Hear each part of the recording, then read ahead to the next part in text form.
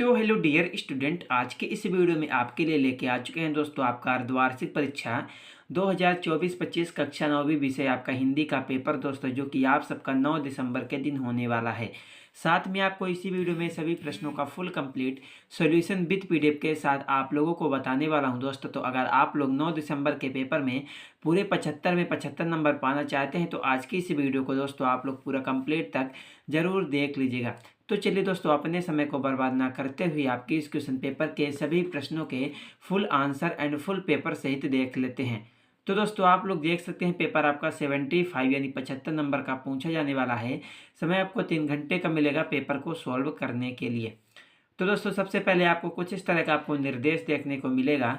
तो उसके बाद हमारा आपका सबसे पहला पूछा है दोस्तों, आपका सही विकल्प का चयन करके लिखिए, जो कि आपसे 6 नंबर का पूछा गया। प्रत्येक प्रश्न के लिए आपको 1 अंक मिलेगा। तो इसमें हमारा पहला प्रश्न आपका आता है, वीर गाथा काल के श्रेष्ठ महाकाव्य का नाम है।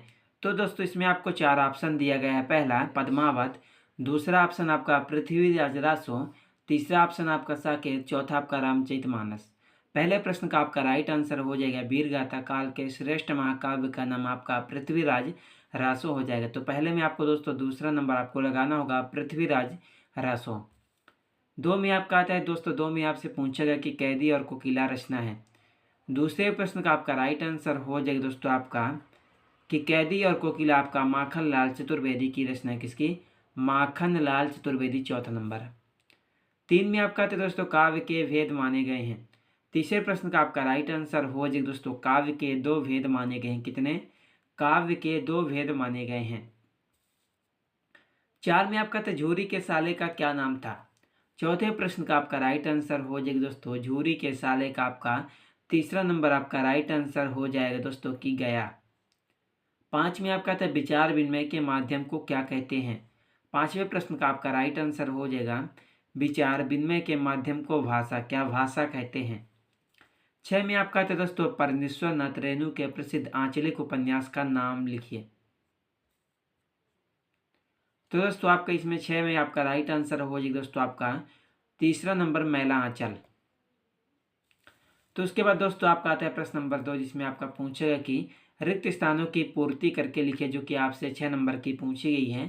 तो इसमें हमारा पहला प्रश्न आपका आता है कि कवि रसखान बार बार कहाँ जन्म लेना चाहते हैं।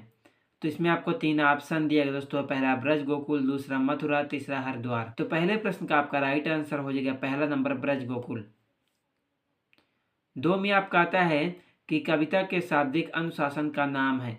दूसरे प्रश्न का आपका राइट आंसर हो जाएगा दोस्तों कविता के शाब्दिक अनुशासन का नाम आपका हो जाएगा छंद, पहला नंबर। 3 में आपका आता है दोस्तों अर्थालंकारों में चमत्कार डॉट डॉट के कारण होता है। तीसरे का राइट आंसर हो जाएगा दोस्तों अर्थ के कारण। किसके कारण? अर्थ के कारण। 4 में आपका आता है महादेवी वर्मा के बाबा उन्हें डॉट डॉट बनाना चाहते थे। 5 में आता है दोस्तों अनंत का विलोम डॉट डॉट है। इसका राइट आंसर हो जाएगा दोस्तों आपका दूसरा नंबर आपका अंत। उसके बाद दोस्तों आपका 6 में आता है रेत की हड्डी एकांकी में कुल डॉट डॉट पात्र हैं। तो दोस्तों इसमें से आपको 6 में आपको क्या लिखना होगा दोस्तों? 6 का आपका राइट आंसर हो जाएगा 6। क्या 6? तो उसके बाद दोस्तों हमारा आपका आता है प्रश्न नंबर आपका 3, जिसमें आपका पूछा गया दोस्तों निम्नलिखित कथनों के समक्ष सत्य या असत्य आपको लिखना है, जो कि आपसे 6 नंबर का पूछा गया है। तो इसमें हमारा पहला प्रश्न आपका आता है दोस्तों कि कबीर एक समाज सुधारक थे। पहले प्रश्न का आपका राइट आंसर हो जाएगा दोस्तों कि कबीर एक समाज सुधारक थे। तो पहले में आपको लिखना होगा सत्य। 2 में आपका आता है दोस्तों संचारी भावों की संख्या 35 है।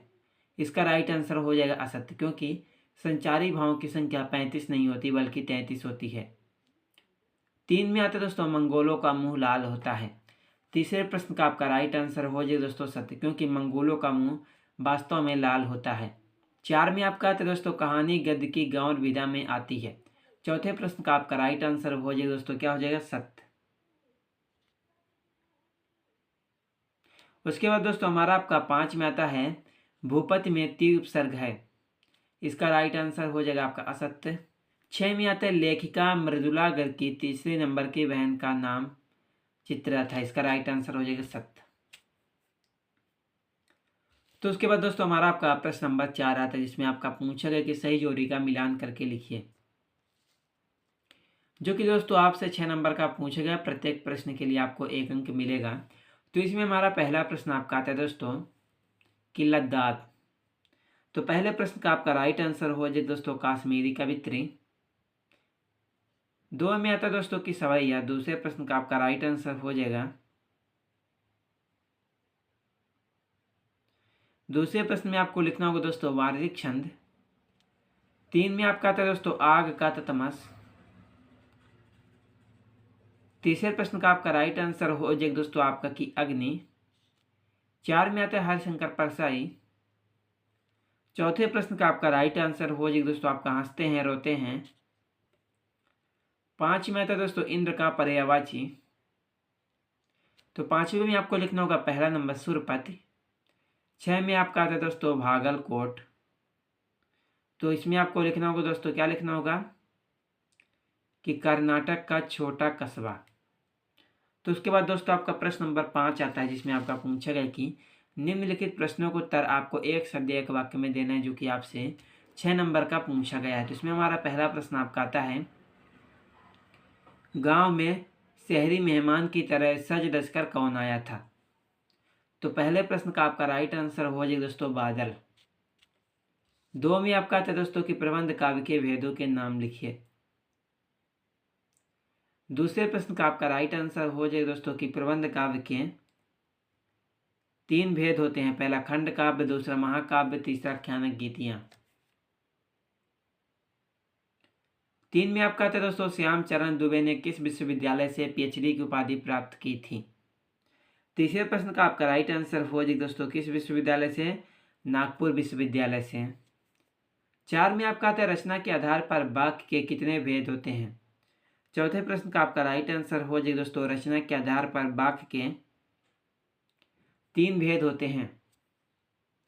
उसके बाद दोस्तों हमारा आपका 5 में आता है लेखिका मृदुला गर्ग की परदादी ने मंदिर में जाकर क्या मन्नत मांगी थी। तो इसका राइट आंसर हो जाएगा लेखिका मृदुला गर्ग की परदादी ने मंदिर में जाकर यह मन्नत मांगी थी कि हमारी पतोहू का पहला बच्चा बेटी ही हो। उसके बाद दोस्तों आपका 6 में आता है इस जल प्रलय में पाठ में बाढ़ के पानी को क्या कहा गया है। इसका राइट आंसर हो जाएगा मृत्यु का तरल दूध।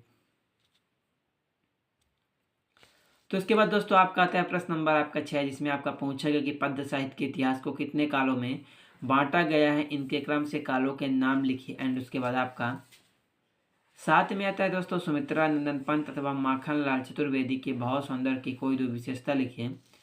उसके बाद 8 में आता है कि कवि पंत ने गांव को मरकत सा डिब्बा खुला क्यों कहा है।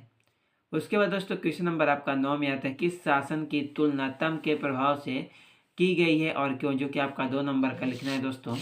एंड उसके बाद दोस्तों आपका आता है क्वेश्चन नंबर 10, जिसमें आपका पूछा गया कि सवैया छंद की परिभाषा। एंड उसके बाद 11 खंड काव्य महाकाव्य में 2 अंतर। एंड उसके बाद 12 कि पद्य के प्रमुख विधाओं के नाम। एंड उसके बाद 13 मुंशी प्रेमचंद अथवा महादेवी वर्मा की कोई 2 रचनाएं लिखते हुए उनके साहित्य में उनका स्थान भी आपको लिखना होगा। एंड उसके बाद आपका 14 में आता है किन घटनाओं से पता चलता है कि हीरा और मोती में गहरी दोस्ती थी। एंड उसके बाद आपका 15, 16, 17, 18। एंड उसके बाद आपको 19 में आपका क्या पूछा गया कि संदर्भ प्रसंग व्याख्या लिखे, जो कि आपका 3 नंबर का आता है। एंड उसके बाद आपका 20 में आता है कि 20 में आपसे पूछा गया कि यातायात के नियम विषय पर आपको एक अनुच्छेद लिखना है। एंड उसके बाद 21। उसके बाद दोस्तों 22 में आपका आते हैं अपने प्रचार को स्थानांतरण यानी टीसी लेने हैं तो आपको आवेदन पत्र लिखना है। एंड उसके बाद आपका 24 में आता है दोस्तों निम्नलिखित में से किसी एक विषय पर आपको रूपरेखा सहित सार गर्भित आपको निबंध लिखना है। तो दोस्तों आपका पूरा आपका यही क्वेश्चन पेपर आने वाला था दोस्तों। आई होप आप लोगों ने सभी प्रश्नों को याद करके सोल्व कर लिए होंगे दोस्तों। फुल प्रश्नों के कंप्लीट सॉल्यूशन इसका आपको सेकंड पार्ट में मिलने वाला है।